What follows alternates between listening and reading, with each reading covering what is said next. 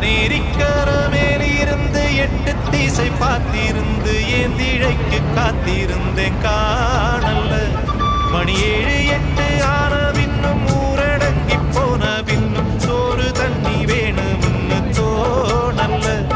என் தெம்மாங்கு பாட்ட கேட்டு தெங்காத்து ஓடி வந்து சூதாக போக வேணும் அக்கறையில.